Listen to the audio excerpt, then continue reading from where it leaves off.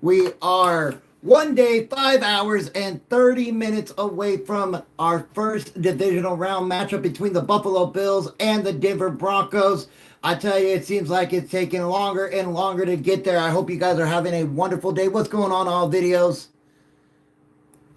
We are so close. I'm anxious. I'm nervous. How are y'all feeling? How are y'all feeling about the 4 games this weekend? We got the Bills. We got the Broncos. We got the 49ers, the Seahawks, the Texans, the Patriots, and we've got the Rams and the Bears. Now, I am following this Bears game very closely. What's up, Denver Dev? Because of the weather in Chicago. There is some really bad weather going on right now in Chicago. They had a blizzard, blizzard conditions actually, there the other day. I believe yesterday, the day before yesterday, and so this game is going to be very, very interesting. What's up, Matt? Football talk.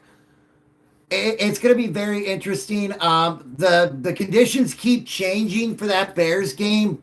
I've been reading that it could be wind chills to negative 10 degrees. So, yes, that is absolutely right. The Seahawks have added Sam Darnold to the injury report with an oblique injury. Now, does this keep him out of the game? I don't think so, but I guess it flared up yesterday at practice. They were massaging. They had the massage machine on him and things like that. So, yeah. Chicago got a blizzard today and tomorrow. Yeah, it's going to be really bad with this, and they're predicting snow during the game as well. So we'll see. I'm interested in it again. That just reminds me of old time playoff football. Hafley leaves. Who do you see my Packers getting as defensive coordinator? Well, I was talking to Tim and Couch last night about that, and if the former coach of the Atlanta Falcons, Raheem Morris, doesn't get a coaching job, he is going to be high on everybody's list to be their next defensive coordinator. So that is something that you need to look at, hold on to, because again, only one coaching job has been filled, of course, and that is the Baltimore Ravens. But you still got the Steelers, you still got the Browns, you still got the Titans, you got the Raiders, you got the Cardinals. Right. So there are multiple teams that are still looking for a head coach. So when those head coaching positions are filled, then we'll probably start seeing, and I forgot the Dolphins. The Dolphins are the other one. We'll start seeing coordinators, right? And I think that, LaFleur hasn't signed yet, Sean. They are still in talks about that extension and getting it done. They want to get it done as soon as possible. I'm interested in that too. I know a lot of Packer fans aren't happy about that. I've been trying to get a hold of Tom Grossi to see what his opinion is on it. I've been tagging him in a whole bunch of videos. I've emailed him. I know he's really, really busy. So I'm hoping he'll catch a video that I tagged him in or something like that, because I would really like his opinion on the whole LaFleur situation there in Green Bay, him being a diehard Packers fan, him being a cheesehead, one of the largest Packer content creators on YouTube. And so I would really like to get his take on it. I know the Steelers are looking at the defensive coordinator from the Vikings as their next head coach. So we will have to wait and see how that works. I'm also hearing reports coming out of Pittsburgh that Tomlin could take a year off or actually retire completely from being a head coach. So we're kind of up in the air. Tomlin really can't go anywhere right now because the Steelers own his rights for one more year, and that means that they would have to do a trade. David, you got a lot of background music, my brother.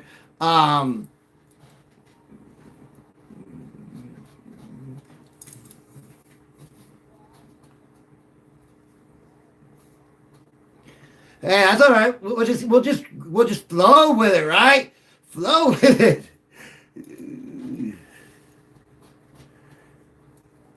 There you go. See. we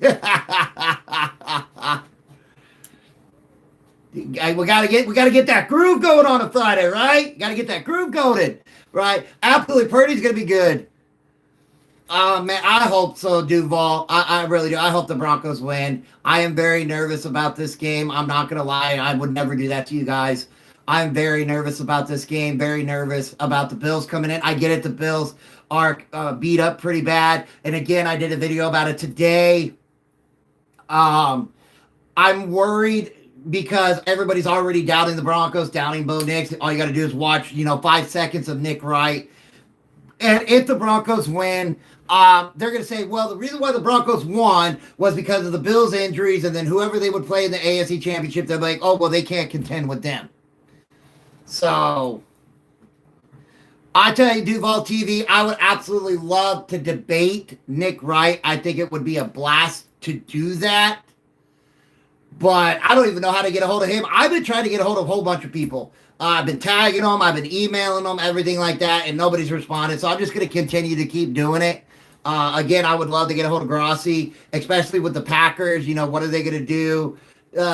Say more. Thank you for the follow. I greatly appreciate that. I would love to know Grossi's take on what he feels what's going on with the Packers and what he thinks should happen. Is he okay with LaFleur staying on as head coach? What does he think needs to go on with the DC there? And what really needs to change with the Packers, right? Jordan Love is a good quarterback. You're going to go into second year with Matthew Golden. He got his first touchdown in that playoff game. That defense, you're going to have, players coming back. You're going to have Micah Parsons coming back off of that injury. So next year for the Packers is going to be very, very interesting. And you're going to have to contend with the Chicago Bears. On top of that, you're going to have to contend with the Detroit Lions going and getting a new offensive coordinator. Could that be Mike McDaniels if he doesn't land as a head coach? And then another thing, there are a couple teams in the playoffs, like the Broncos and the Seahawks, who have coaches on their staff that teams would like to hire, but they can't do that until they're eliminated. So, like Vance Joseph, Clint Kubiak, Davis Webb, they can't hire them. They can't announce a hiring until they are out of the playoffs. So this is going to be a long, dragged-out process. That's why, when Harbaugh got hired, that wasn't a really big shock because the Ravens weren't in the playoffs. Harbaugh was a free agent. They can interview them, yes, and they have interviewed them, but they can't announce it. It's how the NFL rules work. So it's not like college, right? So it's a wait and see kind of game. So when you see all this, right? When you see, well, this team needs a coach, that needs a coach, that guy, they need a coordinator, this, that, and the other thing, we really have to wait until teams are eliminated, right? And there's still this growing feeling. What's going on, brother? How's it going? There's still this growing feeling that if the Bills were to lose Saturday against the Broncos, with what everybody is saying that, oh, this is the Bills' year, there is that feeling in Buffalo that Sean McDermott could be gone. Now, with the hiring of the Giants and John Harbaugh, I think that keeps Sean McDermott's job safe because if you were to get rid of McDermott, you would definitely pursue John Harbaugh. But with Harbaugh gone or already taken, I don't see it.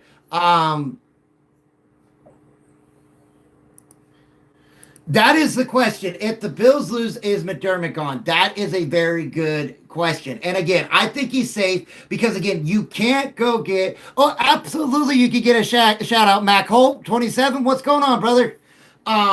You can't... Okay, so we know Mike Tomlin's out there. We know Tomlin says he's thinking about taking a year off of coaching. He's even thinking about not coaching again. But here's the deal. If you were to go, hey, I want Tomlin as my next head coach, the Steelers still own the rights to him. They still hold the contract for one more year. You would have to do what the Broncos did with Sean Payton. When Sean Payton took that year off, the Saints still owned his coaching rights. And so they had to trade for Sean Payton. They had to give up a first-round draft pick and more for him, right? So if you're a team and you want Mike Tomlin, you want to bring Tomlin in as your head coach, you're going to have to get an agreement with Tomlin and the Steelers, and then you're going to have to trade for Tomlin because of that 1 year left on his contract. What's up, brother? What's going on, my brother D?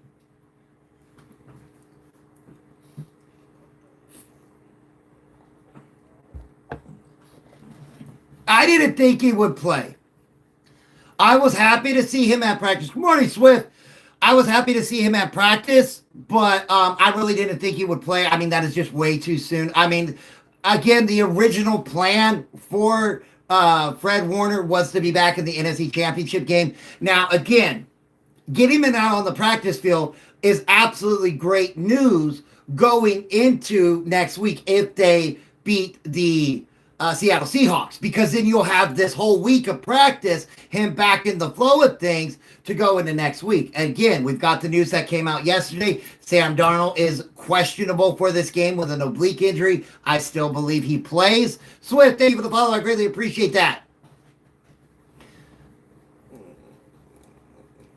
Yeah, I still think he plays. I do. Sam Darnold is on the injury report as listed as questionable, but he's still going to play. What's up, Gleeman?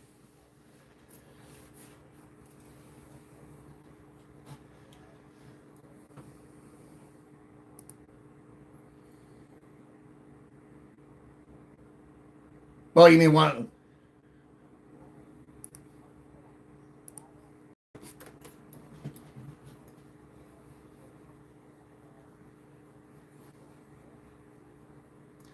Drew Lock is the backup, and Jalen Milroe is the emergency quarterback.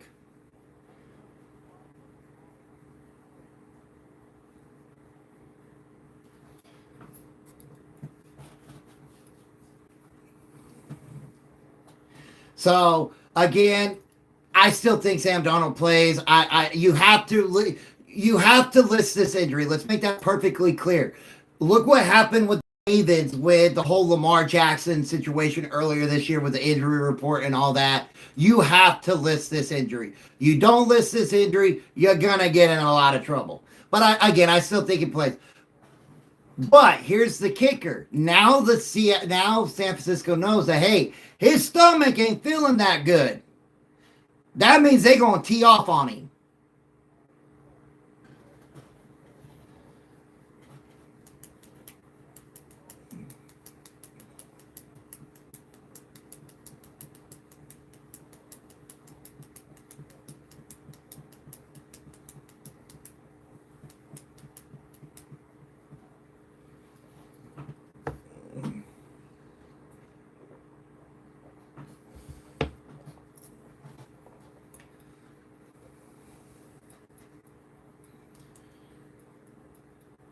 And Trent Williams didn't play that game either, did he? So having Trent Williams in this game, I think is really going to help the 49ers in the run game and the protecting of Brock Purdy. I get it, not having Kittle, that's going to hurt, but you still got Jennings, you still got Pearsall, you still got CMC. Oh, Juszczyk. I absolutely love Juszczyk. What's up, Brother Bryce? Good morning, mamas. I absolutely...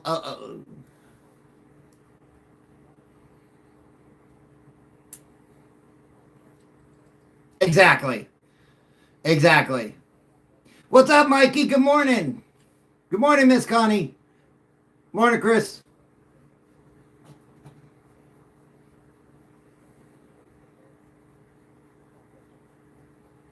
NFL. Judy, thank you for the follow. I really appreciate that.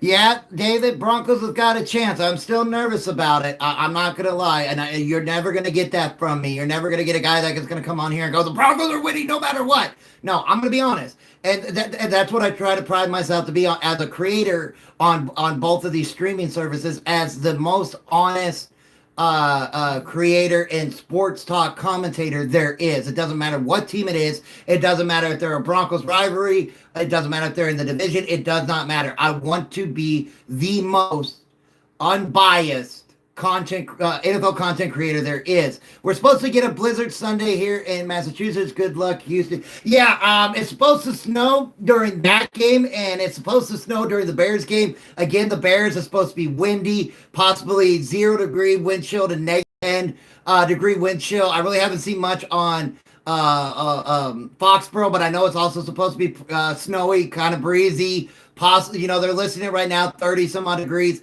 maybe down into the teens. So the only technically warm game is the Seattle Seahawks. They're close to 50 degrees.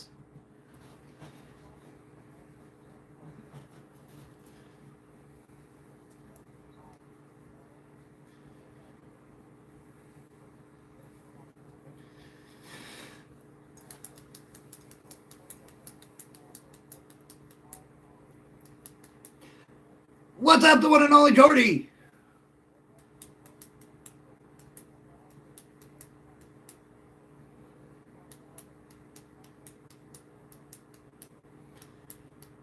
Really?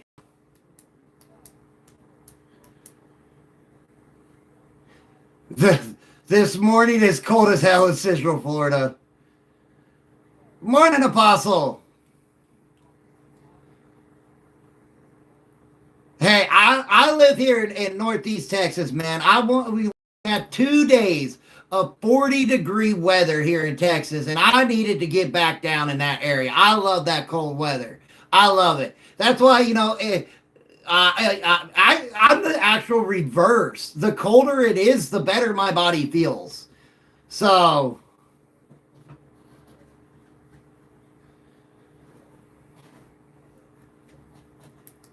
but yeah, when it gets colder, my body actually feels better.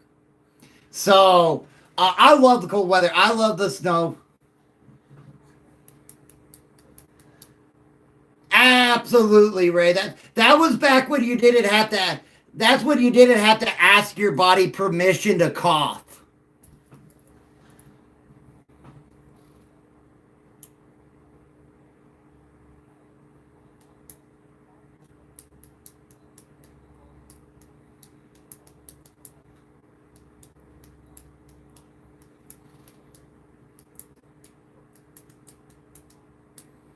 There you go. I've been to Atlanta. I actually flew into the Atlanta airport when I went to basic training at Fort Benning, Georgia.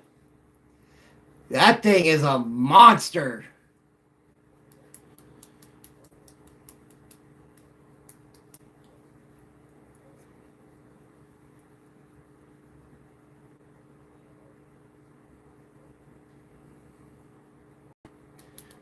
Man, I don't know, Georgia.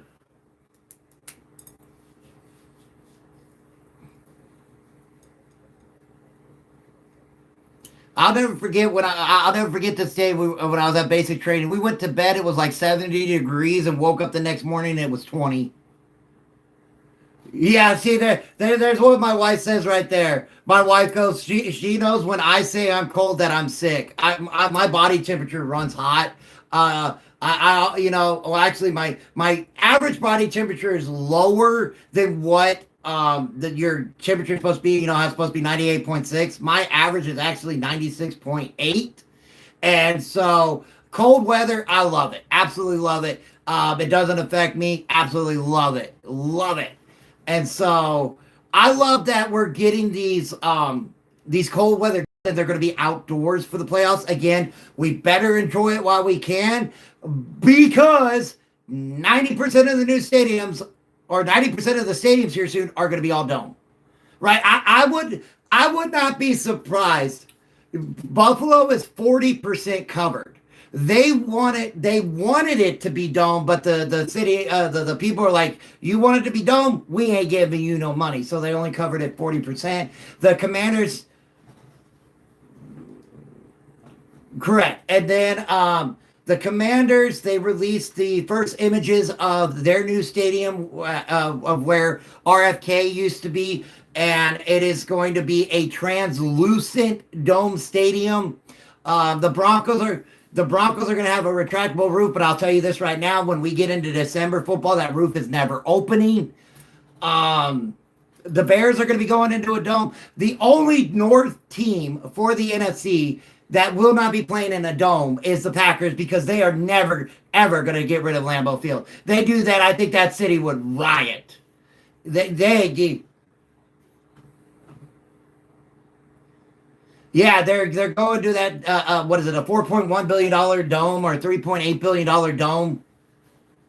Well, let's see here. The Titans are going to a dome. The Jaguars are going to a translucent dome. The Commanders are going to a translucent dome. The Broncos are. So the Jaguars will be playing in Orlando in the 2027 season because the stadium will be shut down to do the 1.8 or $2.1 billion renovations to their stadium that will have a translucent dome. Um, the rain, the rain. The rain. They want to keep the field conditions good, and I'm hearing rumors and rumblings that the Buccaneers could be getting a new stadium as well soon, and it's supposed to be a dome. And Swift is actually absolutely right. They're putting these translucent domes over these stadiums because of other events.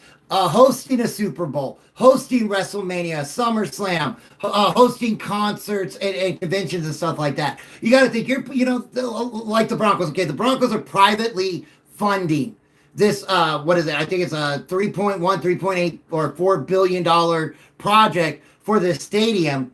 They're going to want that stadium open more than 9 weeks a year. They're going to want to host a Super Bowl. And right now in Denver, you're not putting a Super Bowl in Denver right now with that open dome in February where it's going to be cold. They did that once in New Jersey at MetLife, and as you can see, we haven't gone back since.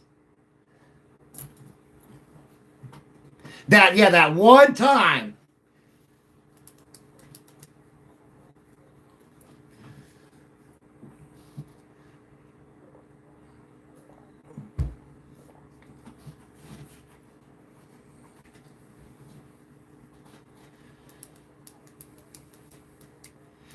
Their new stadium.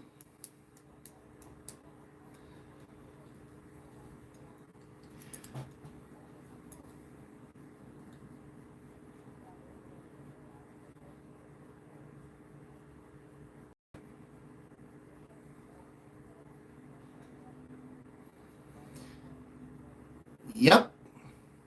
They're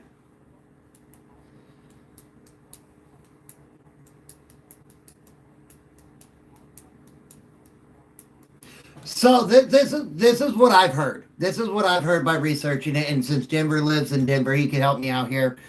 Um, they're building a rail station to the stadium, building hotels. They're building restaurants and everything by the new stadium.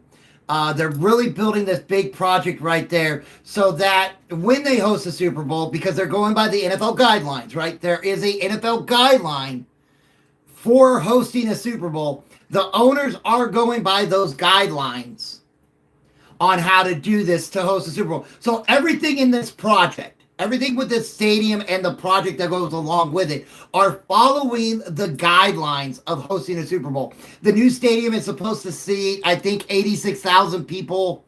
And the guidelines for a Super Bowl, you have to be able to see, I believe it's 78,000 plus for a Super Bowl.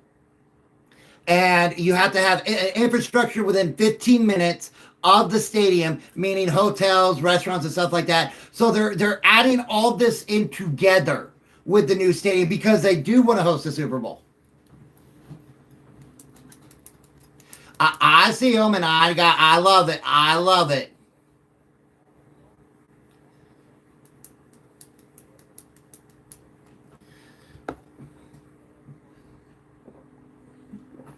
So,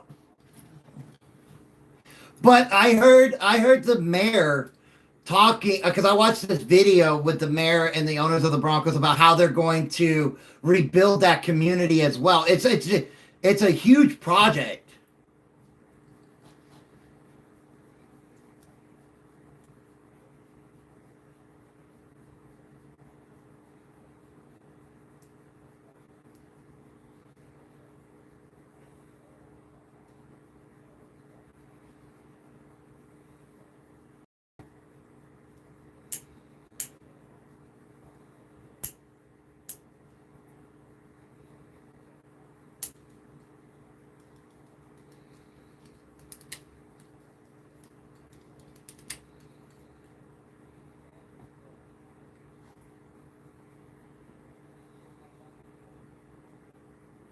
What hold on, D. What do you mean, Ray? What do you mean?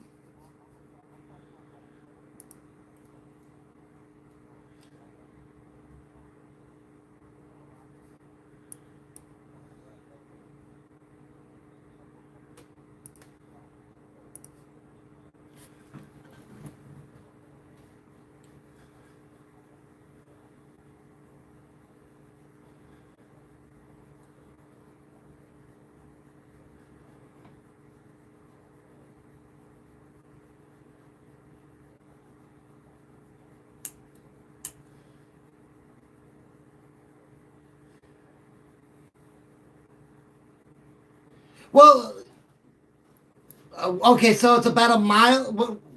The Burnham's, bro, yeah, it's about a mile and a half from the old stadium, I think. The rail system that they're tearing up back in 2005, I actually installed because I was working for Union Pacific at the time, working on that rail line that goes all the way up by Coors Field.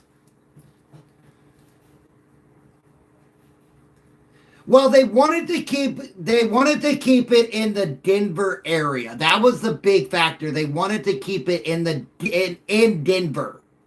I get it. You could it's like Dallas. They call them the Dallas Cowboys, but they play in Arlington. The 49ers play in Santa Clara. The New York Giants, New York Jets play in New Jersey. It doesn't matter. It was just they wanted to keep it in that area.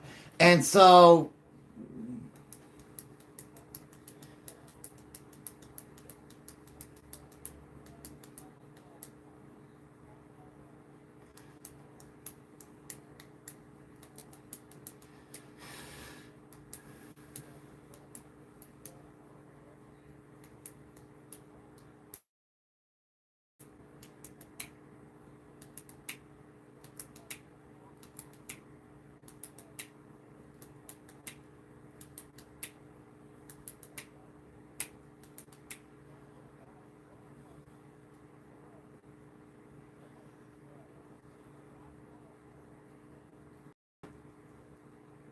yeah, I've been to Aurora, Colorado. I've been all over Denver actually.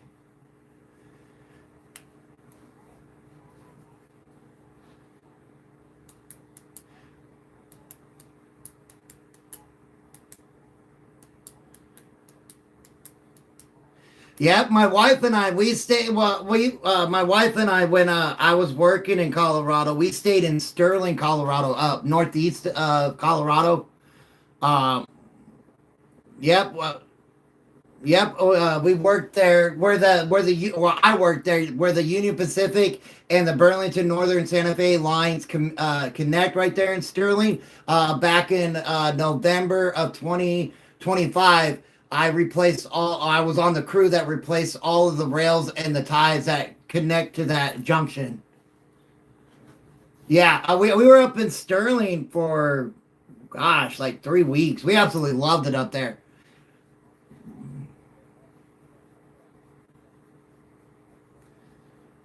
Oh, I wasn't a conductor. No, no, no, no, no. I was a track maintenance guy. I was running tie machines. I was running spike machines. A nice 10, 16 pound sledgehammer. No, no, no, no. No, no. I wasn't no conductor. But let's get back to these games real quick.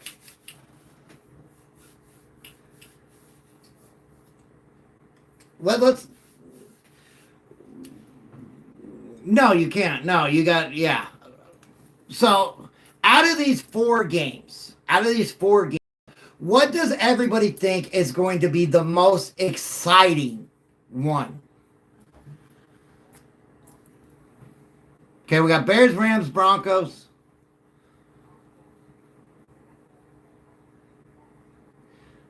49ers, and Seahawks.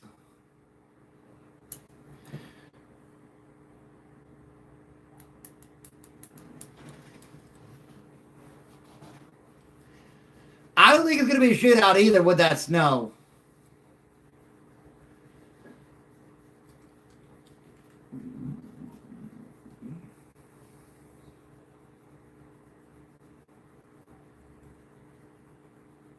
And I think they're supposed to have 25-mile-an-hour wind gusts.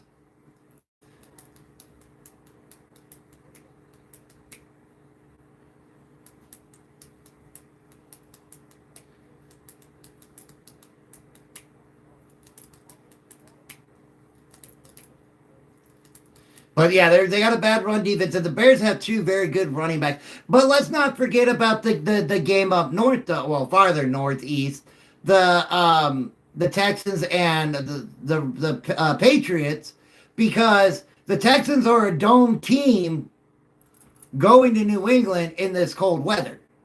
Possible snow, possible wind conditions. Again, it's a dome team. And no matter what people want to say, oh, that shouldn't matter, it does matter. It does. E-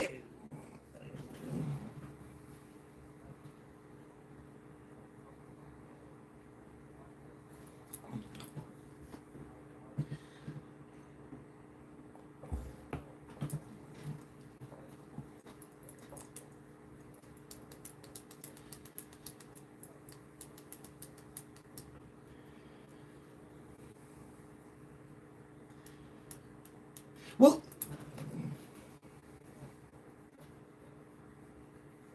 well, this is what I said. This is what I said to go on to that. Going into this game, CJ Stroud does not have to win it. He just can't lose it. Because, again, D is absolutely right. These weather conditions play perfectly for their defense, right? Their defense, that defense is coming. It's going to lock down Travion Henderson. It's going to lock down Drake May. That passing game is going to be really, really hard.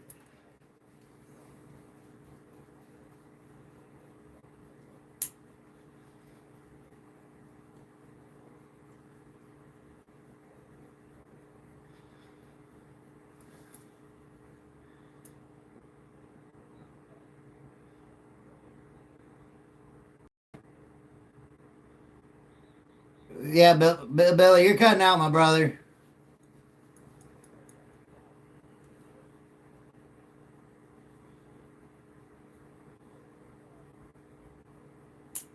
I got you, Billy. I got you, Billy.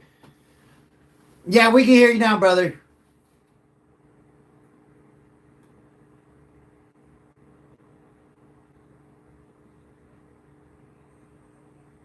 You're 100% correct.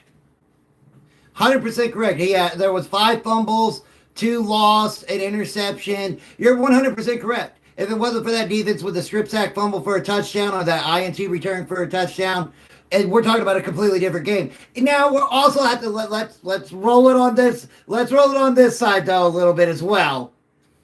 If the Pittsburgh Steelers offense could actually have done something, then that's a whole different story. And that's the whole thing. It's not really the Texans defense. I mean, I'm going to give them credit all day long because I love D'Amico Ryans. I love Toto. I love Will Anderson Jr. But let's just put the blame in Pittsburgh where the blame is due. That offense going to do nothing. That offense couldn't do anything. And you had DK Metcalf back. That's what everyone was saying. Oh, we got DK Metcalf back. They can't stop us. Well, it looks like they stopped you.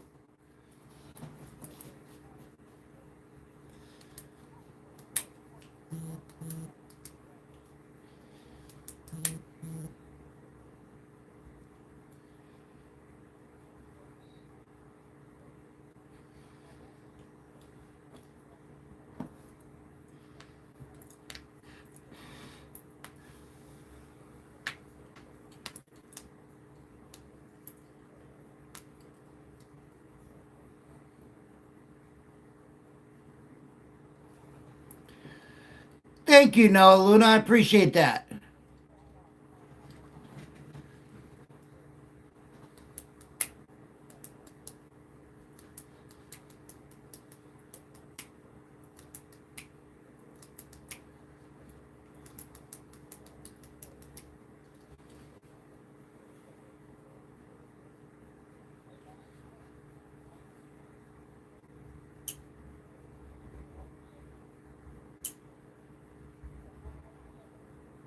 Nope. But he made it farther than I am. I did.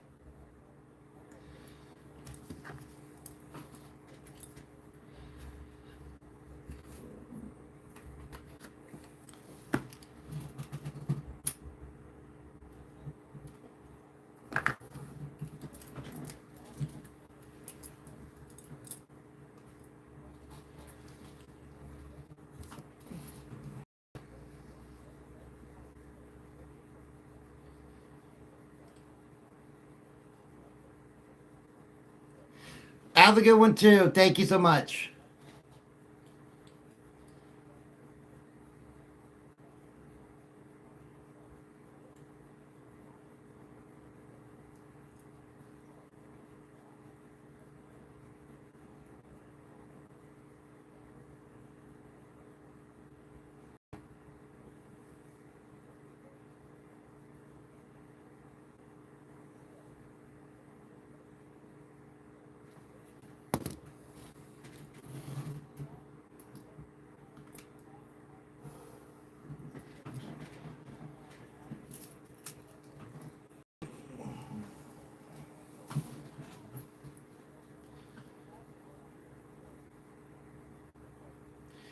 I really think you guys love to rage bait each other, and I love it. I love it.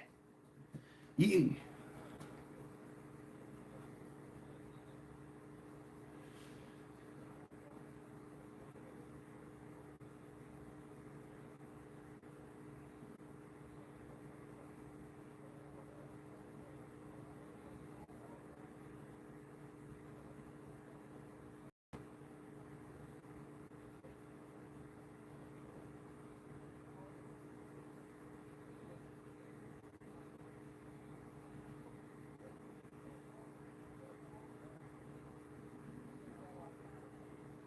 no problem, Billy. Thank you for coming in, brother. I appreciate that, man.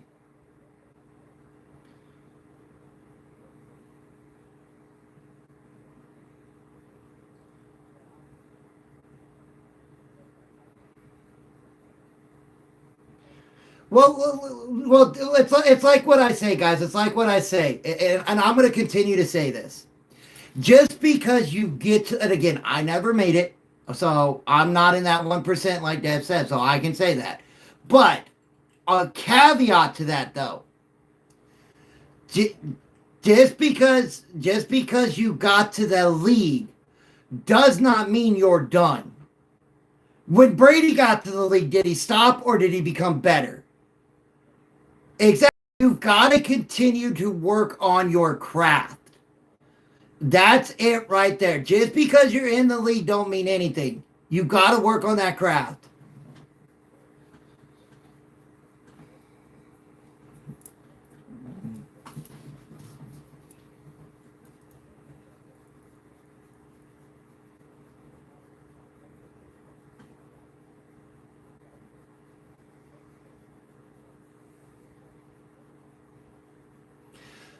Saturn, I don't think that's a hot take, Saturn. I'm just trying to figure out where he'll go. Victor, who's your team? You say you think we're losing tomorrow, but who's your team, Victor?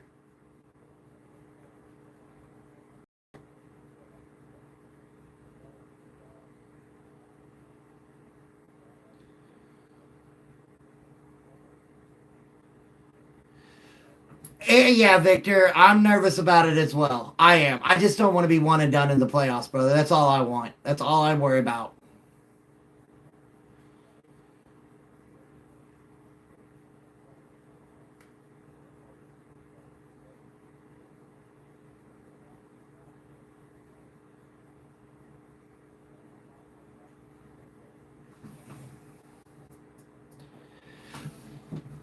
So, I want to. Okay, but hold on. Before we go off on a long tangent about this, real quick, I was thinking about this yesterday when I got off of here. It kind of discussing the same thing. Um, kind of discussing the same thing, right? I was thinking about the Dallas Cowboys defensive coordinator job, right? It's still open, and again, I live. Yep, there it goes. Hold on, let's see here. Results was dashboard. All right, Billy. Thank you for coming in, brother. All right. So anyway, I was thinking about this yesterday, and I was thinking about the defensive coordinator position in Dallas, and living 2 hours away from Dallas, thinking about going in there and sending emails and stuff like that, saying that I would like to be interviewed. And so I was thinking about the interview process. What would I say to Jerry Jones in this interview process as a defensive coordinator? Somebody wants to be a defensive coordinator. And so this is what I would talk about with Mr. Jones. We lack accountability. We lack accountability as a team, right? Think about the Dallas Cowboys defense. We lack players wanting to perfect their craft. They've gotten into this league and they think they're safe. They've gotten into this league on talent and skills, and they don't think they need to continue to grow. And that is where a lot of these players have gone wrong. And so I was having this meeting in my head with Jerry Jones on what I would say if I were to interview for the defensive coordinator job for the Dallas Cowboys. And I'd say the number one thing I would do is accountability.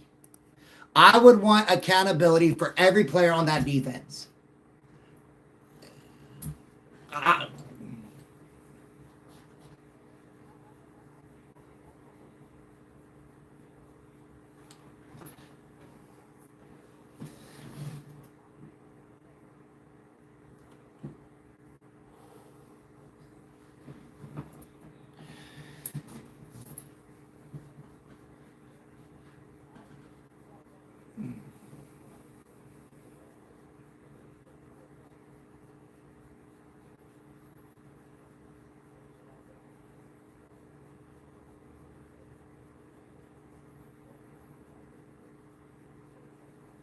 Oh, trust me, I've been in the room with multimillionaires.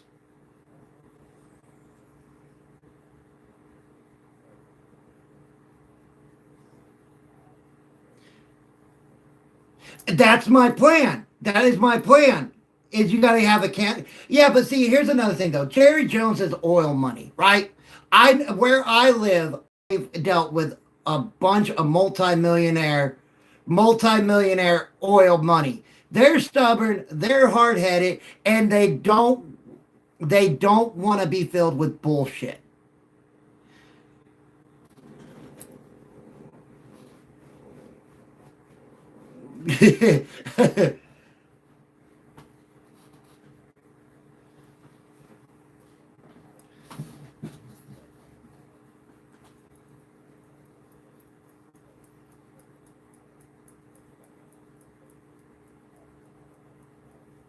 That's fine, but I'm not gonna sugarcoat shit either. I'm not that kind of guy. I'm gonna be brutally honest, and that's what's wrong. But that's what's wrong with the league. That's what's wrong with the league right now. Everybody is afraid to tell the truth. Everybody wants to appease these owners and not tell the truth, and that's what's wrong. That's what's wrong. They give the players too much power. And that's what's wrong. That's why you see all the injuries. Because why? They gave the players the powers over the CBA. You see players quitting on teams. DK Metcalf, AJ Brown. Why? Because they give the power to the players. Let's reverse time for a little bit. Let's reverse time back into the 80s and 90s. Did the players have the power or did the coaches have the power? The coaches had the power. Do you think that Don Shula would have put up with this crap? Do you think that Chuck Noll would have? Do you think that Bill Parcells would have? No, they would have benched their ass. Jimmy Johnson, they would have benched their ass. They would have. And that is what is wrong with the league. And if we're going to sugarcoat it, it's never going to get better.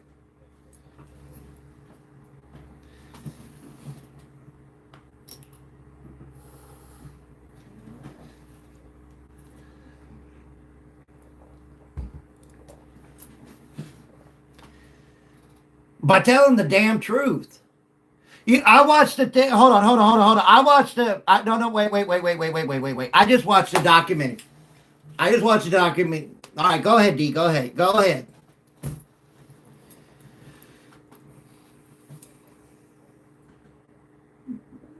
Tell me about you. Well, I got it. Well, what position? Corner? Get on you? You either play or you're out.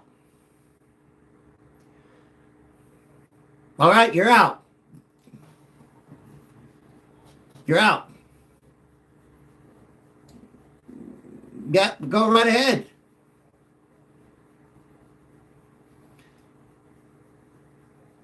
A good new example I can say is verbal. You want a hard-nosed coach, but also see, Mikey, I agree with you 100%. But see, D, now You're showing the problems with the league.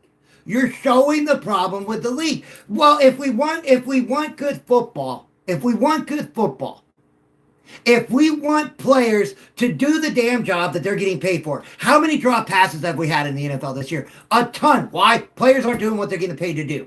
How many missed tackles? You just said it. There was 17 missed tackles in that game with the 49ers. 17. Well, why is that? Why is that? Because they're not getting coached right. They're not getting coached right. They're not getting disciplined like they should. They're not. Again, I watched this documentary about the Tampa Bay Buccaneers, the 50 years of Tampa Bay. I watched when they brought in Herm Edwards, or not Herm Edwards, but oh man, what was his name? Tony Dungy. Love Tony Dungy. Tony Dungy, in my opinion, is one of the best coaches in the NFL ever, and I'm so happy he's in the Hall of Fame. But I watched the years that they had Tony Dungy and how he coached, and then they brought in a madman. Then they brought in a little named Gruden. Name him Gruden. And what did Gruden do? He kicked the fire under their ass. Go listen to Warren Sapp. Go listen to Warren Sapp's own words. The legendary Hall of Famer Warren Sapp.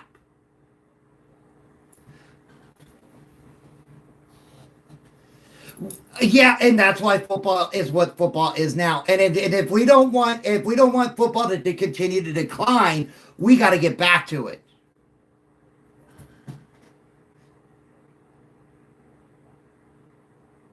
I would.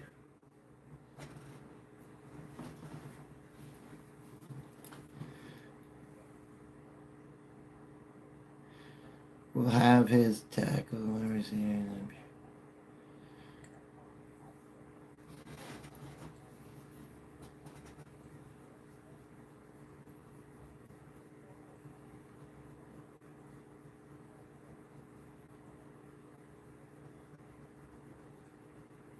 I know. I went through the same thing when I coached.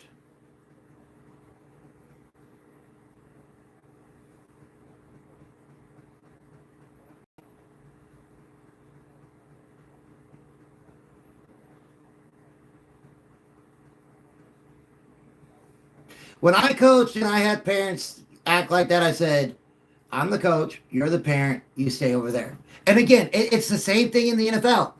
You have to give tough love, and you want these players to succeed. And again, I've said it, and I'm going to continue to say it, and I will keep saying it. We have to we have to get these players to understand that just because you're in the NFL, that means nothing. How many washouts have we had in the NFL? How many first rounders have washed out? Why? Because once they get there, it's I'm here, I'm good. Not I'm here, I gotta perfect.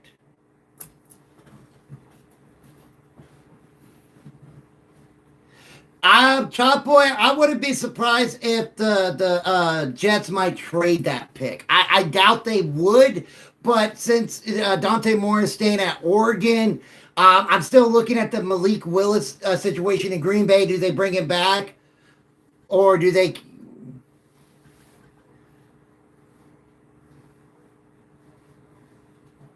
Yeah, that's what I mean. You could get Malik Willis out of Green Bay. He's a free agent, and go get you. I don't know if you would go defensive tackle with the Jets. I think you would mainly go. Well, yeah, I mean you could, or you could go offensive line, but something like that. But with the number 2 overall pick, defensive tackle makes a lot more sense.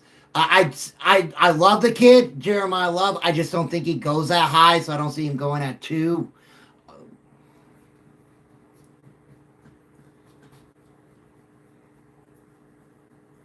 They're already trying it. They are already trying it. Mel Kiper Jr. is already trying it. They are 100% trying it.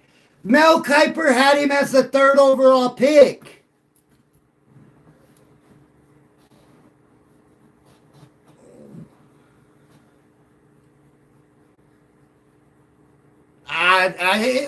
It's gonna happen. Mel Kiper has this infinite control over the minds of of general managers and scouts that instead of looking with your own eyes, you're listening to this dude that's been there since the age of dinosaurs. Right? They were out there practicing with Fred Flintstone and Barney.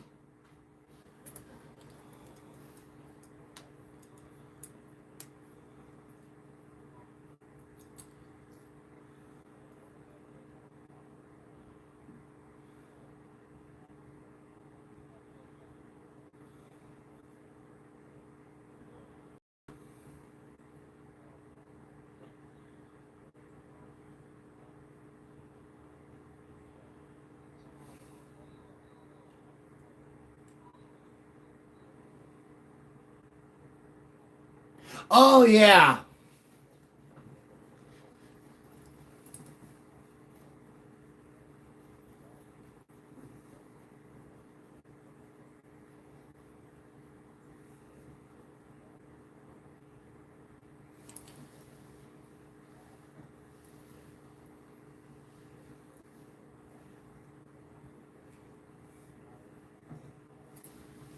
Well, you're going to see a lot of slots and screens to get that football out of Josh's hands. Well, you're absolutely right. There's going to be a lot of screens and quick passes.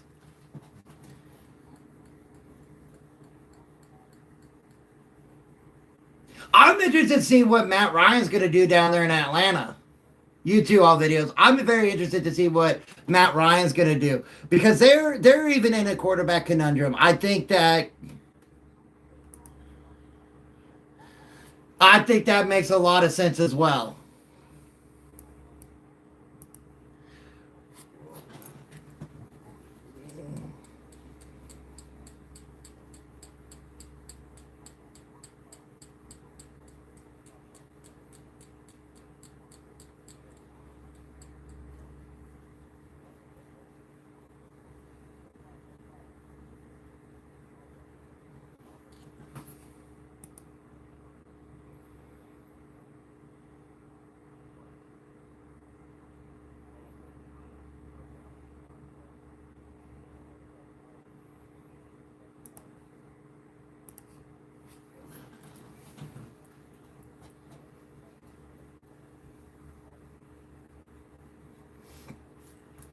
Oh, but another thing though, when it comes to Atlanta, is the quarterback position, right? What are they going to do with Kirk Cousins? I think he's out the door. Uh, what do you do with Michael Penix Jr., first round draft pick? We knew about the injuries coming in, know about the injuries now. Do we still rock with him? Do we still see if he can be the guy? I mean, you don't give up on a first round quarterback after 2 years. You just don't. But it's going to be in the back of your mind.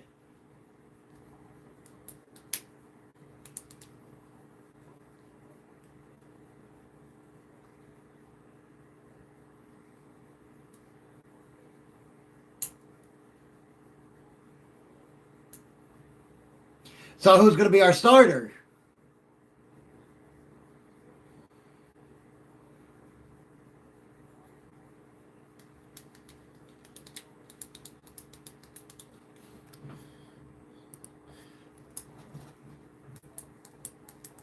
Bryce, you finally made it in, brother.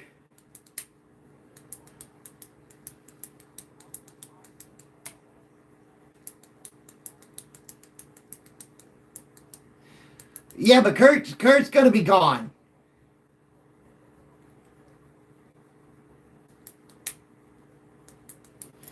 The football team will not be in the roster tomorrow. That saw from last week's game.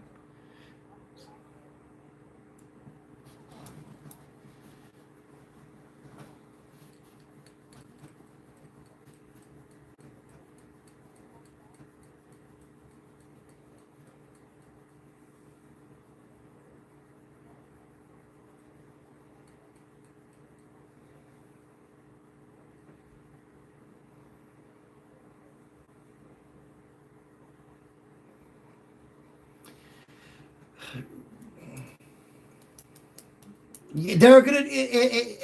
No, I mean, it could be this. I agree with you, Ray, but it could be the same situation that Pittsburgh did with Russell Wilson last year, What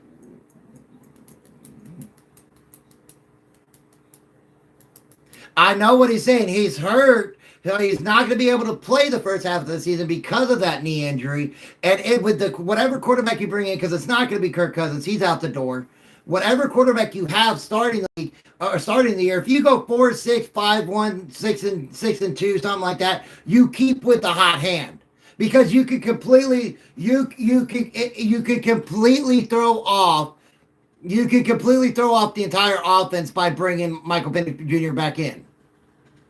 I understand that 100%.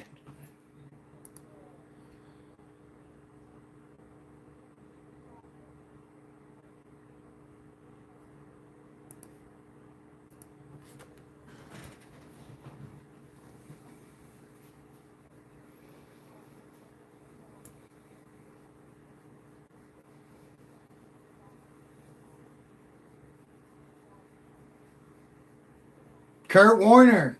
Kurt Warner.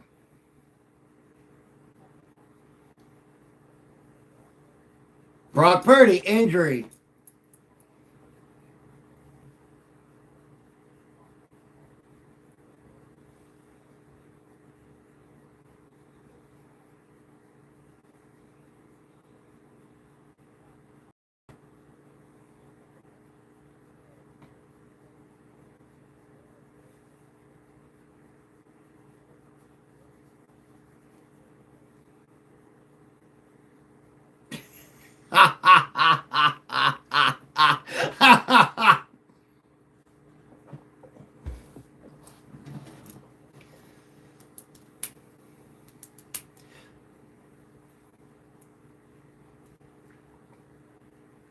When Dingo, what's up, brother? Long time no see.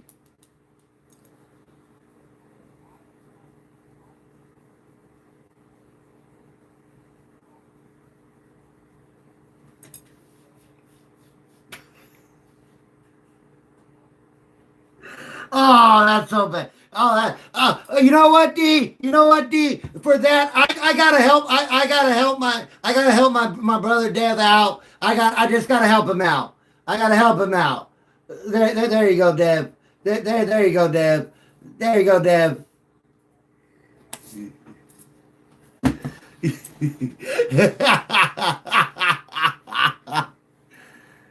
Gonna see a lot of 4-7 plays on me. The defense small because this defense is.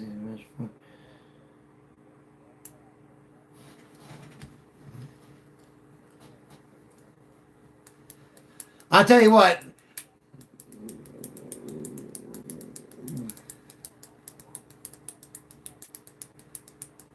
No, they've got to have. Why do you think? Why do you think Nick Wright has his own damn show? Right? Nobody watches Nick Wright because they believe him. They watch Nick Wright because they want. Nick Wright is a hate show, 100%. It is. If it doesn't deal anything with the Chiefs or Trevor Lawrence,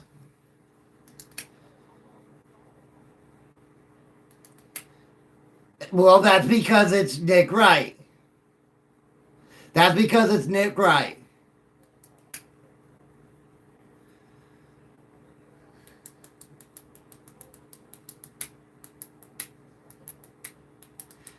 No, they're not. The Falcons are not going for another quarterback in the draft. They're not.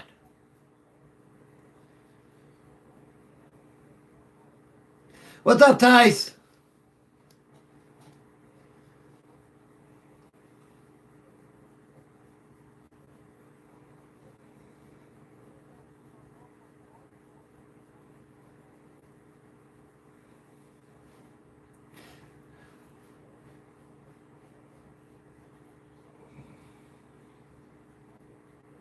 Either PS2 or someone else will get a pick. I hope so.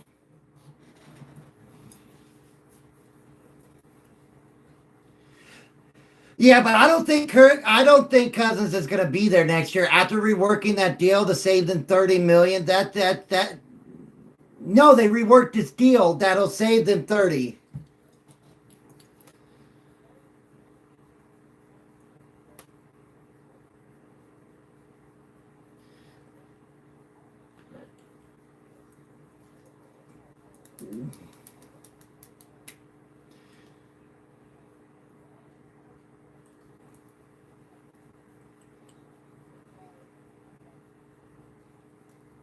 Consistency.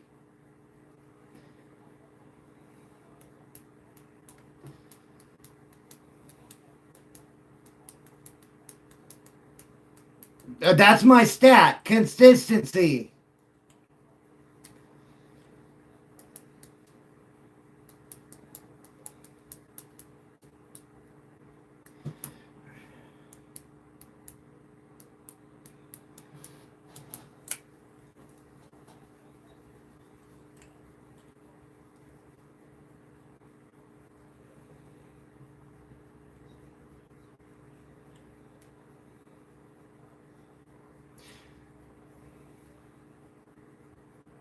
I mean, all these quarterbacks ain't Matthew Stafford.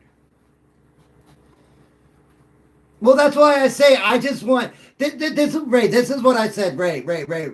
This is what I said about Dak Prescott, about Jared Goff. All I want from them is consistency through week 1 and week 18. That's all I want. I'm not expecting you to be Tom Brady. I'm not expecting you to be Dan Marino. I'm not expecting you to be John Elway, Joe Montana. I just need consistency.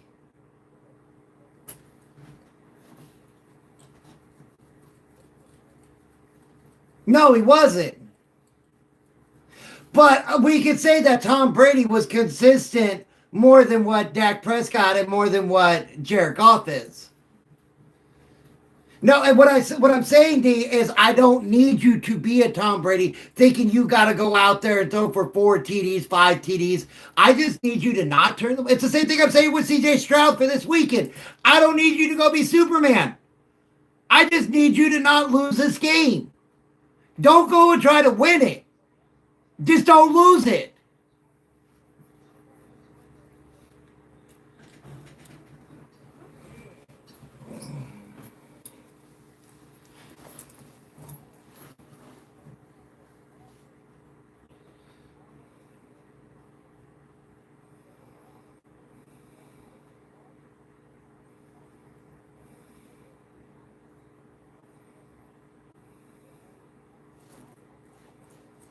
Exactly, Mikey.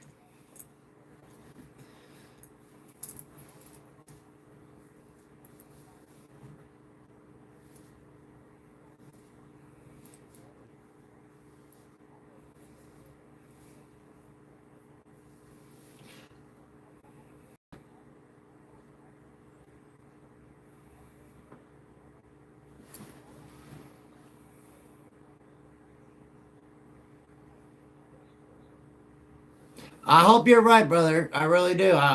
I'm worried about their tight ends.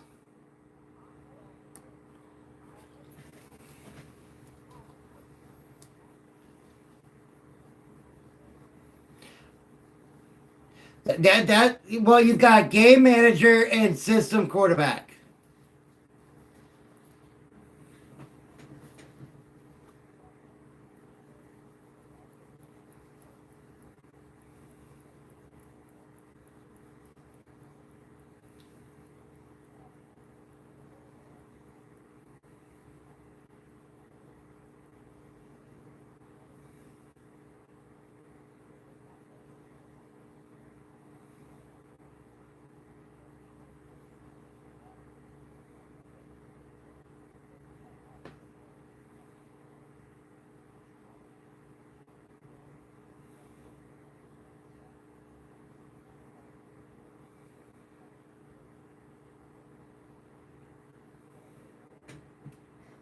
Yeah, you made a business decision.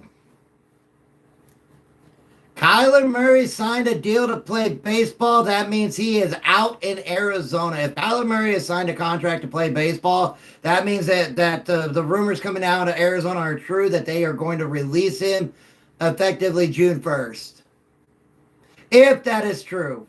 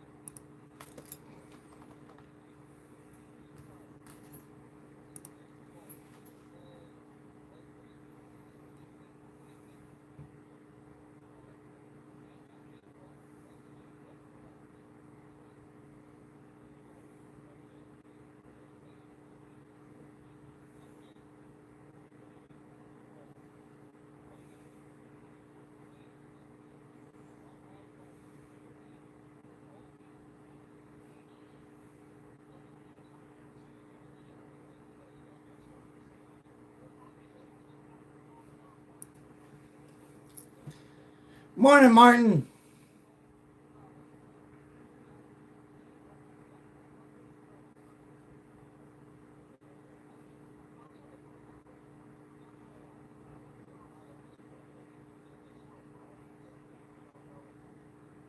No, what I'm reading right now when it deals with Kyler Murray is that his trade value has gone up because of the quarterback from Oregon staying in Oregon. Dante Moore staying in Oregon. So,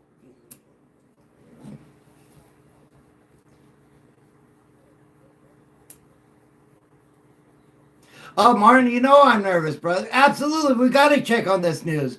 Anything could be true or not. You just got to check. That's why I pulled it up, and you know it makes a lot of sense with Dante Moore staying at Oregon, with all these teams that need a quarterback, and Arizona wanting out of the Kyler Murray deal. His trade value does go up now. It does. I mean, the Raiders need a quarterback. Go ahead, Chris.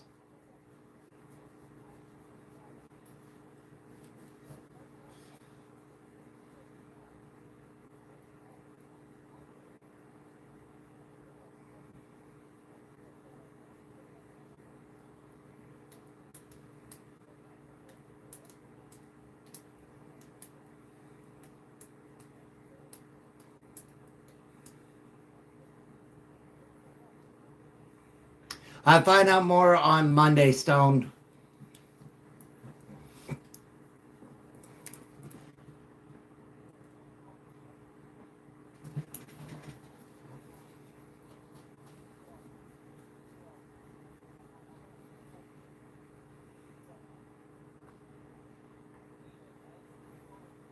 Thanks, Stone. I appreciate that.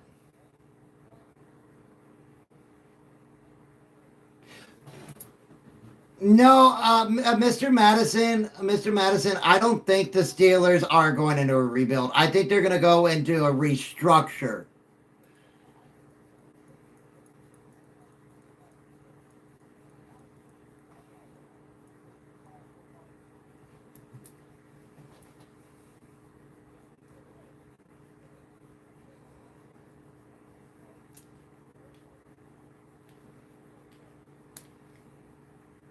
Well, Chris, I hope Chris. Hold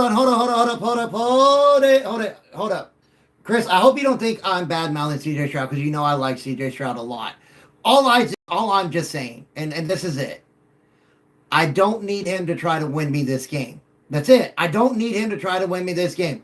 I just need him not to lose me this game. That's it. I understand all about the line issues because they had it last year.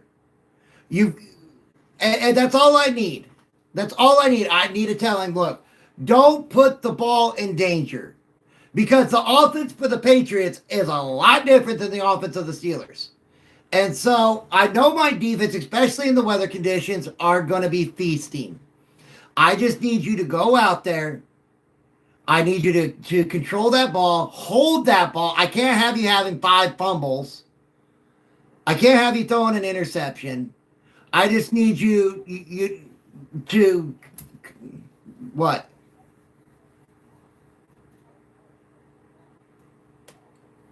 No,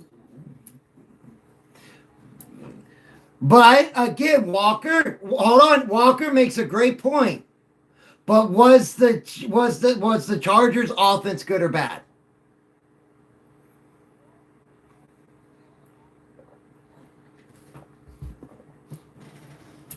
What you got, D?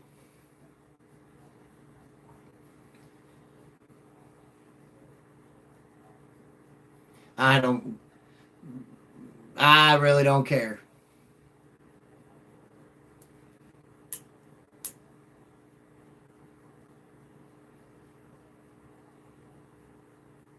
A bad sack here, I would say probably over 30.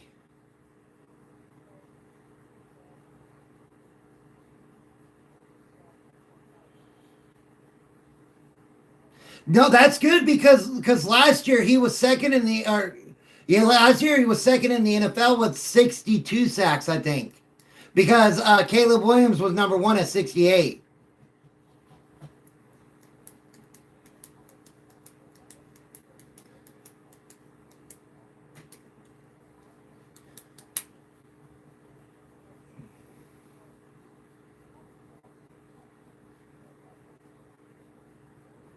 Yeah, Caleb Williams was the leader in sacks in 2024 with 68.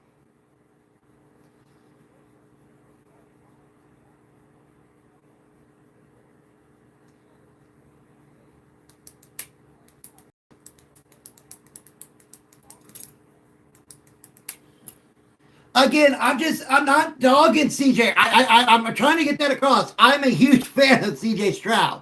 I'm just looking at this game and the defense that I have. All I'm asking, I'm saying the same thing about Bo Nix, dude. Don't try to win me this game. Just don't lose it. Yes, Bo Nix was the lead sack quarterback in 2025.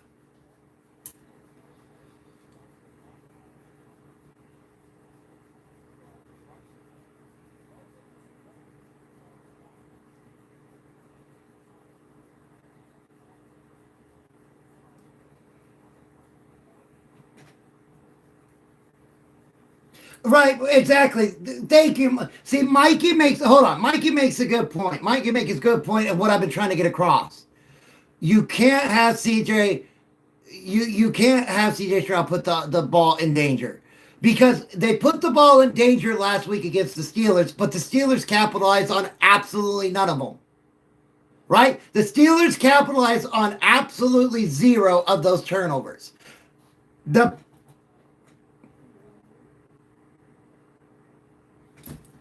I don't think so. I thought they. I don't think they did. And if they did, well, okay, we'll give you the 3 points. We'll give you the 3 points. But on the opposite side, the Texans capitalized with 13 points on turnovers because we missed that field goal. But we can say that the Patriots' offense, especially that they have a run game that Pittsburgh does not have, is better than the Steelers' offense. So having 5 fumbles, recovering 3 of them, right? Having that interception with that Patriots offense could mean that it would lead to more points. That's what I'm saying. I'm not dogging CJ. I'm just telling him, brother, don't go out there and play hero ball. Ball control, ball management.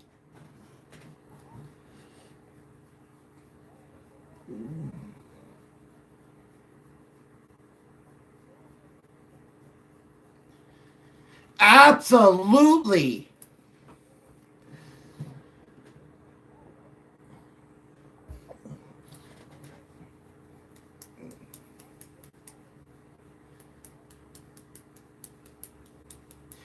100%. 100%. That's what I'm saying.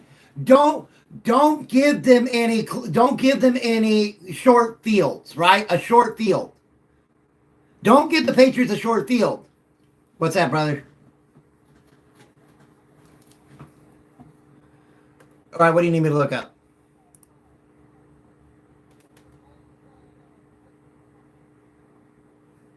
Okay. I got him. What do you got? What do you got, Walker? What do you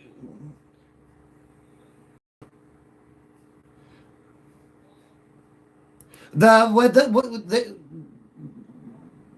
Bills won one, the Texans or the Bills won one, Patriots won one, and they lost to the Steelers 21-17. They lost to the Bills 35-31, and they beat the Bills 23-20, and they lost to the Steelers 21-14. But when you look at Drake May's stats for last week, 17-29, 268, one touchdown, one interception, sacked 5 times for 33 yards. He was the team's leading rusher at 10 carries for 66 yards, 0 touchdowns. No running back scored a touchdown. There was only one touchdown scored, and that was Hunter Henry. When it was 9-3 in the fourth quarter. Drake May had 2 fumbles, lost one, and had one interception. Yeah, he lost two fumbles, but no, he had two fumbles, but lost one. Christian Ellis.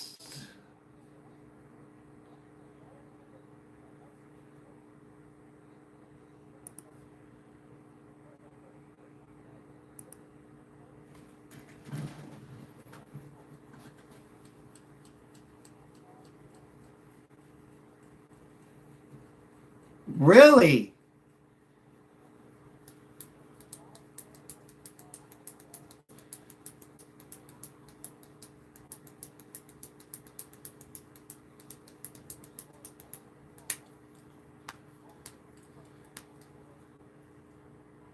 It, Mike Vrabel has absolutely nothing to do with that offense. You take Adam Schefter's account got hacked.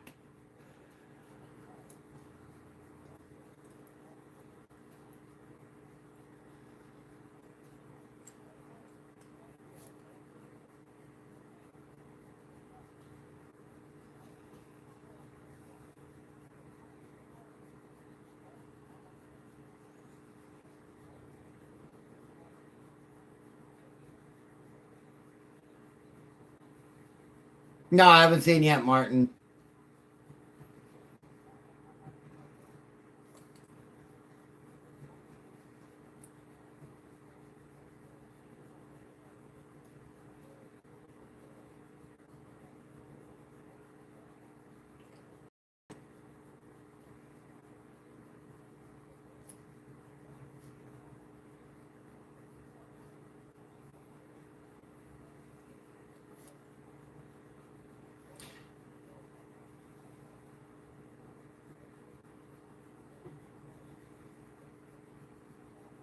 What's up, Keem? Hey, Bills Mafia, brother. Support your team, man. Support your team.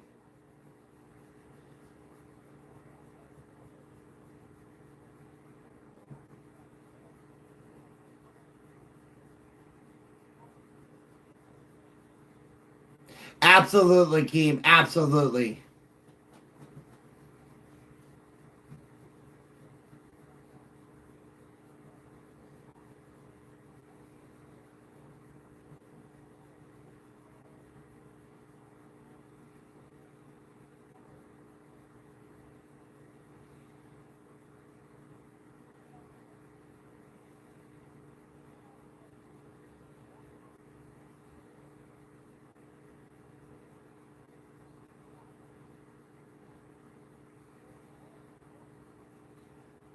Oh, you can't forget Burrow and you can't forget Lamar. You got to put respect on them as well.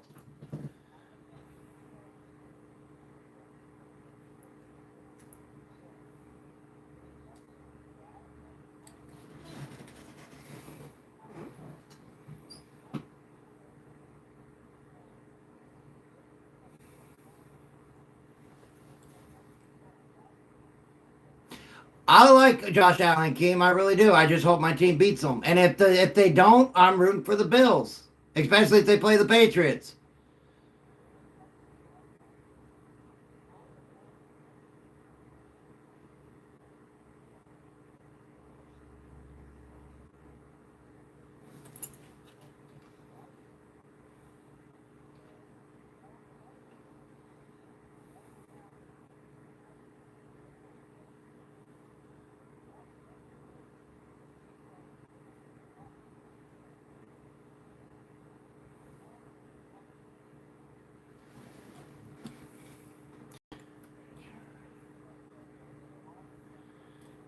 It's going to be interesting with them in that air. Hello from Atlanta. I see you, a diehard Bronco fan. Yes, I am.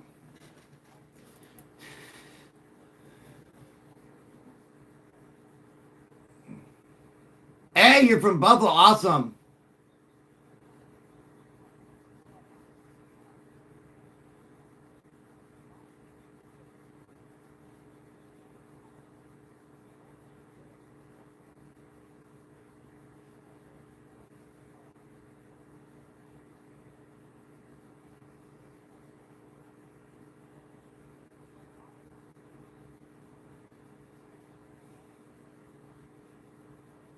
Because of the Burrow's not there, Lamar. The reason, hold on, Ray. Guys, let me take this one. Let me take this one. It's number one. It's rage baiting. It's rage baiting. Number two, it's because Mahomes isn't in there with the Chiefs, Burrow isn't in there with the Bengals, and Lamar isn't in there with the Ravens. And the reason why they say that is because the last, what was it, 3 years that the Bills have lost, it's all been to the Chiefs. So that's what it's rate. What's your point, brother? No, no, I'm good. Go ahead. What's your point, Walker?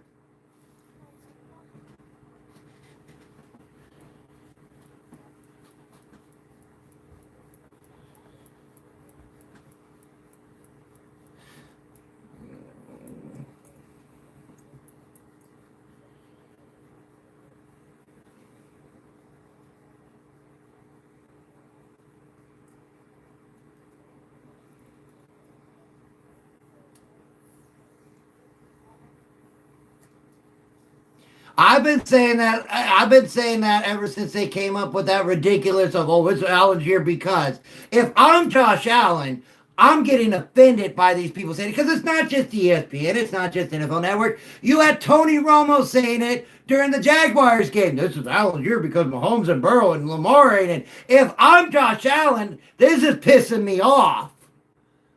It is, you know. Hey, can somebody hit that like button one more time, please? Because it's sitting at 666. Thank you. It was sitting at 666 on my screen. Very quickly. Everybody's like, oh, hell no. It's like, oh, everyone's like, no, no, no, no, no.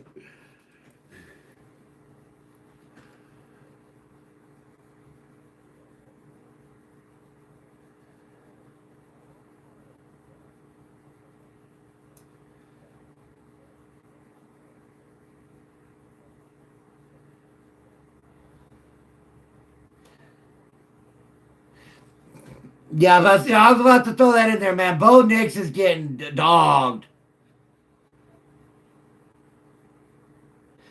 I got the Broncos. I really do, David.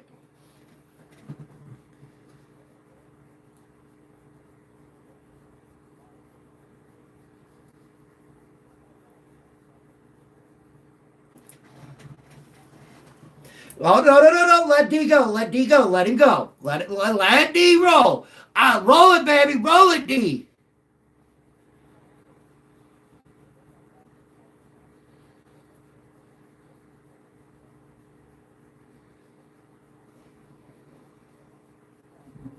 Guys, let him go. Let him go.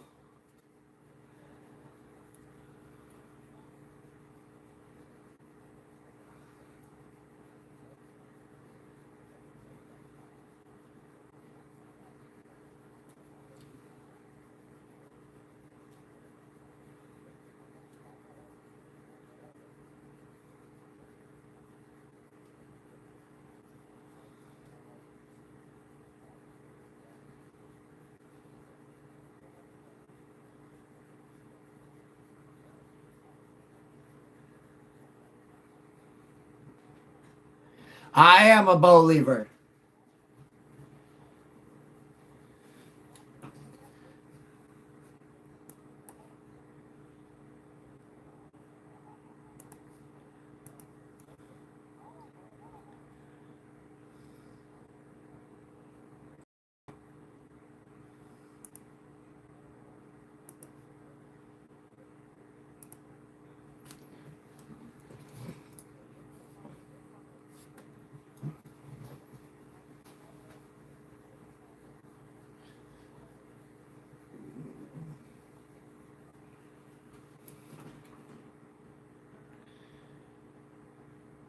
That was a good game there. Keem, he's a Broncos fan.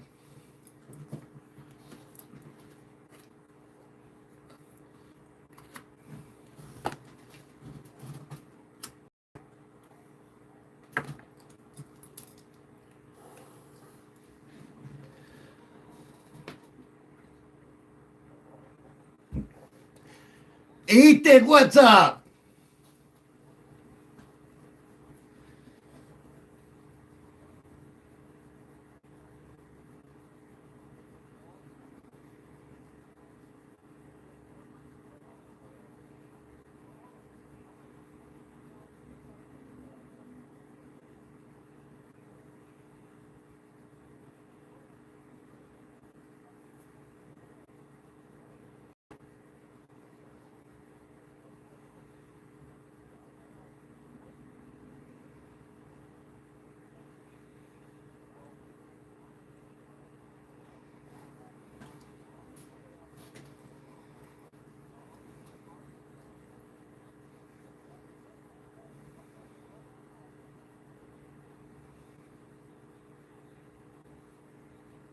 I remember that, Mo.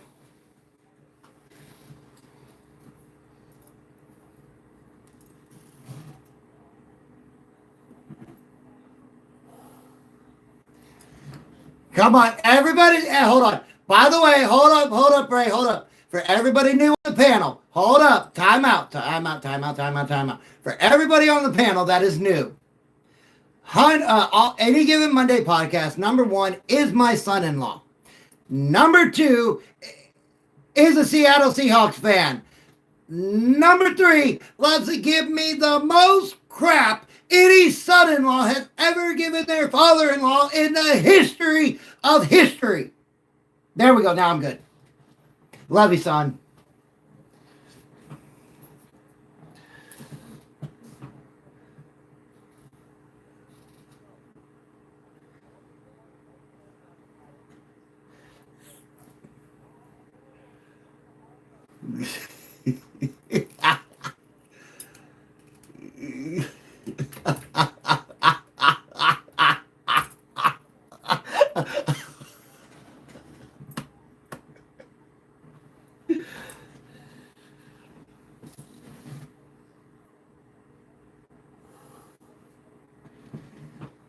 See, right. Thank you for sharing the live. I appreciate that, brother. Okay, all right. Now, if you guys will let me take this one, not rage baiting, but talking about actual football. When a quarterback gets up to the line, when a quarterback gets up to the line of scrimmage with an average of 7 seconds to read the defense, he does not have time to do his checks. He does not have time for the line to audible, and he does not have time to switch to a different. That is the 100% D. And you've heard me get on Sean Payton about that crap. You've heard me talk about that because of how much money he's making.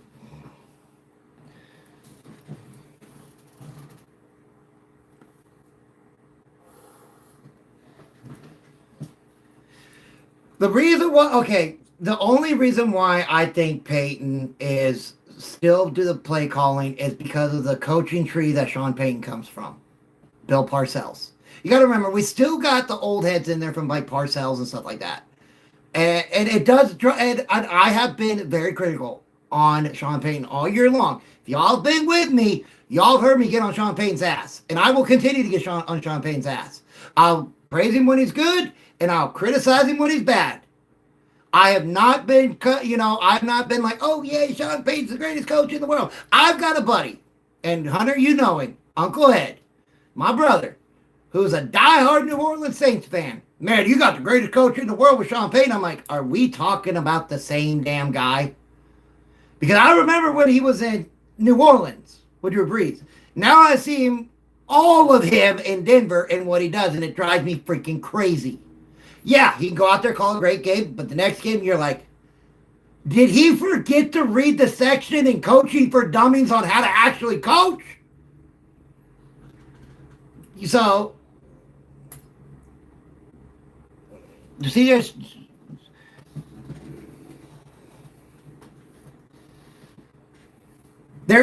Martin, there actually is a book. There actually is a book called How to Coach for Dummies.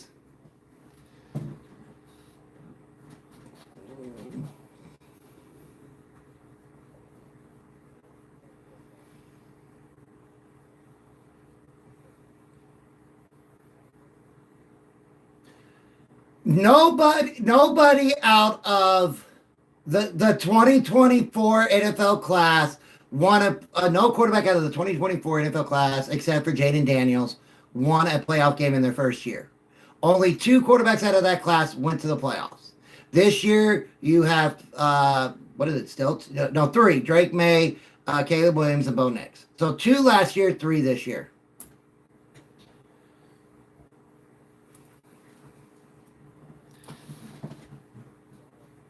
Been to the playoffs.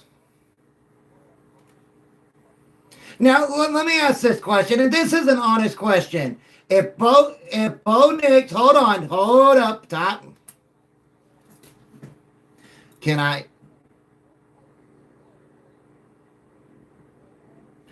We give it to Josh Allen. Let me ask you this question. Is Bo Nix?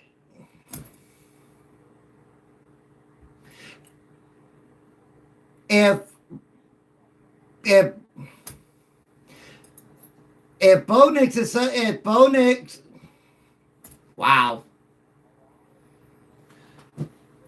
Oh, I'm reading it. I know what you're saying. But since Peyton left us, absolutely, he is the best coach we've had since since Peyton Manning left us. I agree, but he does drive me crazy on a lot of things he does.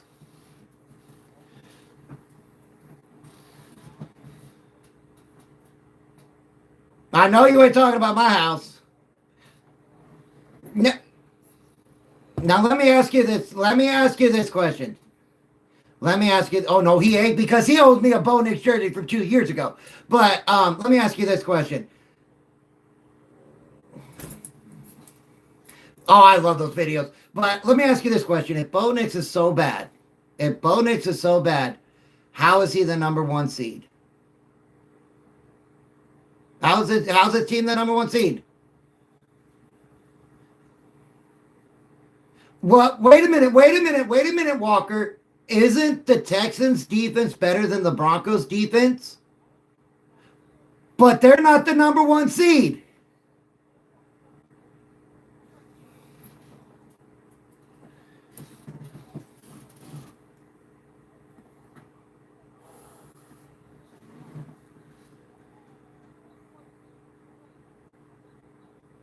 Nobody's successful in Vegas.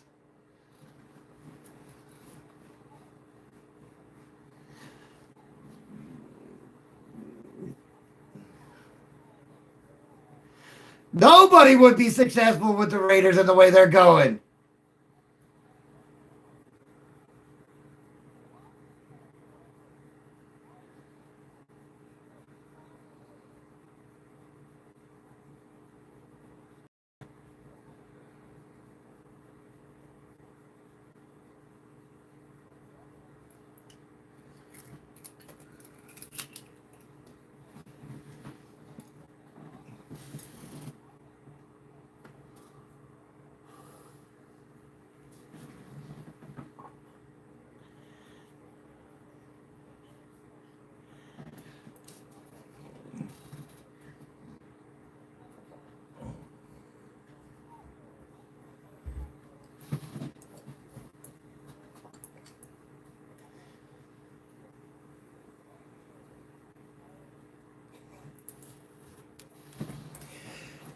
Hey, how are you feeling about your quarterback being questionable?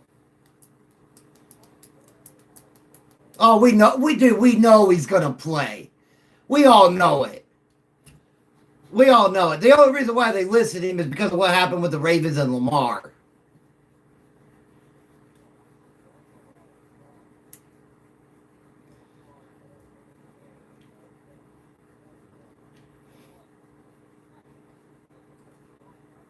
Hey, Hunter, do you work tomorrow night? Hunter, I think you need to come over tomorrow night and watch that game with me.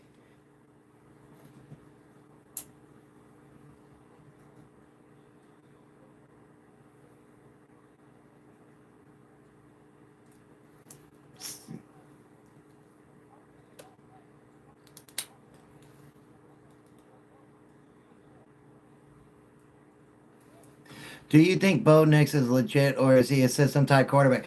But okay, here's my deal when it comes to system quarterbacks. My deal when it comes to system quarterbacks is I love system quarterbacks because as a head coach, if I'm running a system, I want that quarterback to operate that system the way it needs to be. We play the Bills tomorrow at 4:30 Eastern.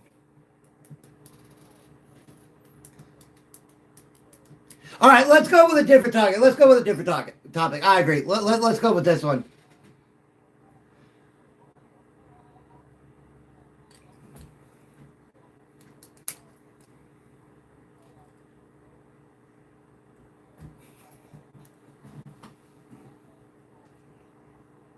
I'm just going to sit back and let y'all go.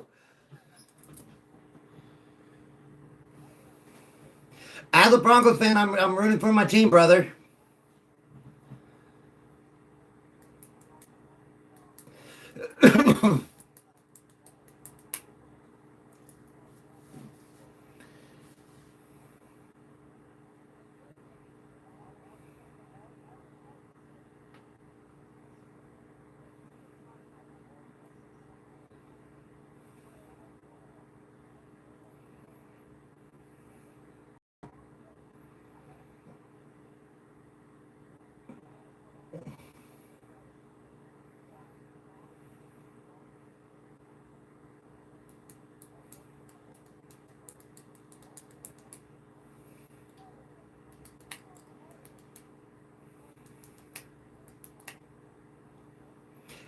I don't think so. I don't.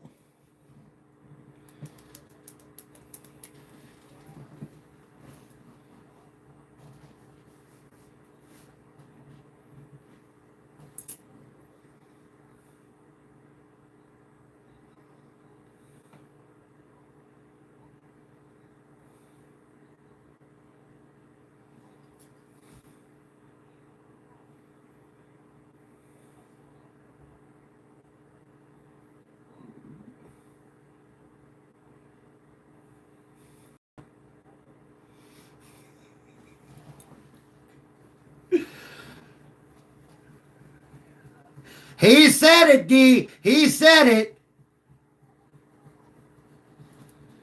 Hey, Alex, if that happens, brother, it happens.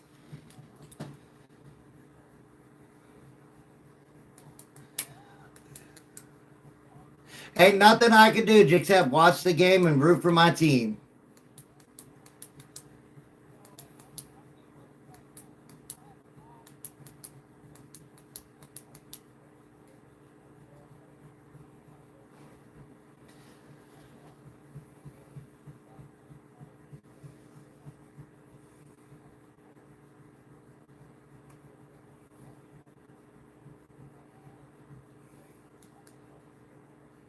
Absolutely. May the best team win.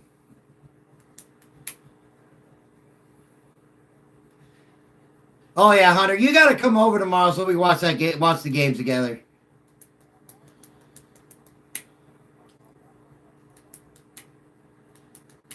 Oh, oh,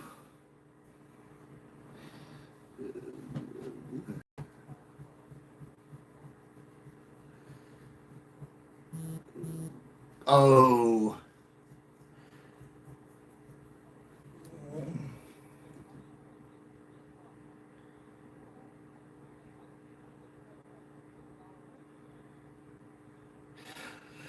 His play call does upset me a lot of times. I will be honest. Sean Payton's play calling does make me question, especially with all the screens that he runs when we really don't have the best screen blocking wide receivers. And, you know, I know with this game we really need to start McLaughlin. I haven't heard who's going to be the starting running back yet. With the Bills being the 22nd run defense, we need a running back that is not afraid to run through the tackles, and that's McLaughlin.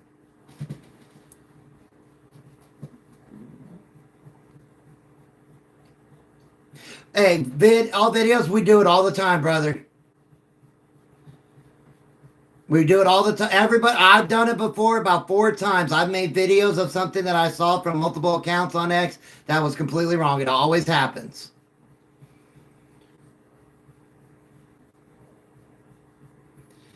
It happens to every single one of us videos.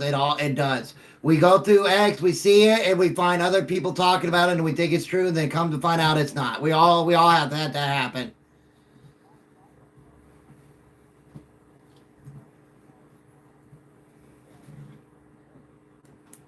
Yeah, let's not.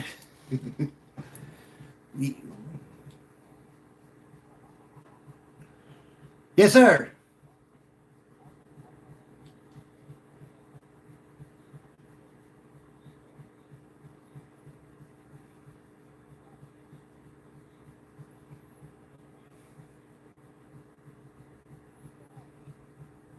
Yeah,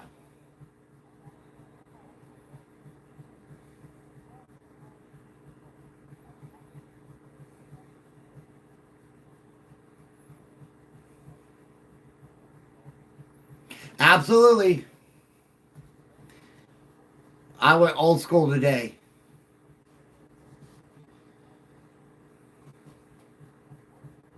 Yeah, I saw your shorts on that. That's easy. I'm a believer. There you go.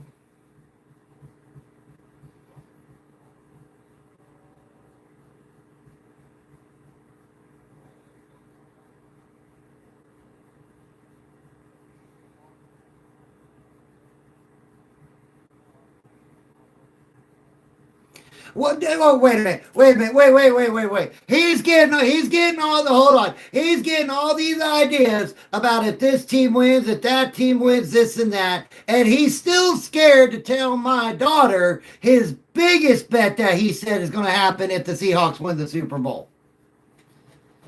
That what was that bet, Hunter? What was it?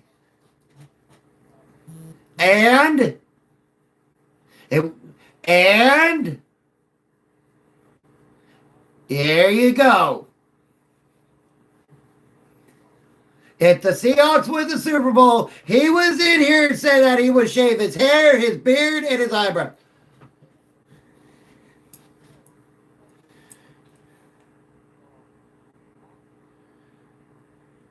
I hope so.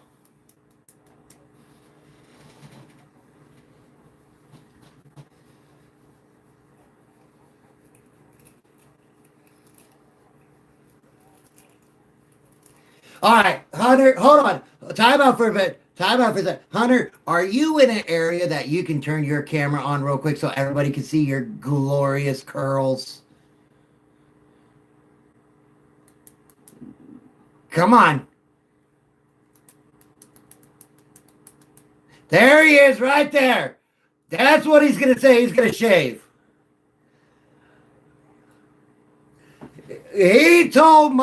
He's scared to tell my daughter-in-law that's what he's going to do. Or my daughter, I'm sorry, he's my son-in-law. He's going to tell my daughter.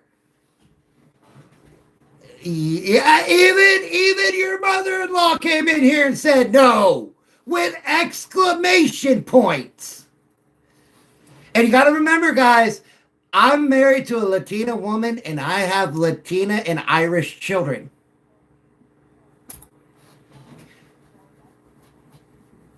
Oh, that ain't gonna happen. No. There's no bet in this world where this gets shaved. There's no bet where my beard gets shaved. No.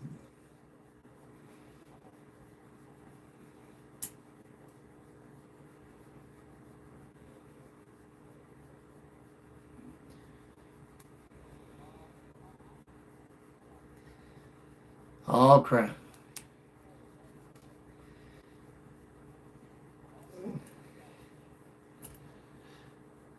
I think it's what it is too.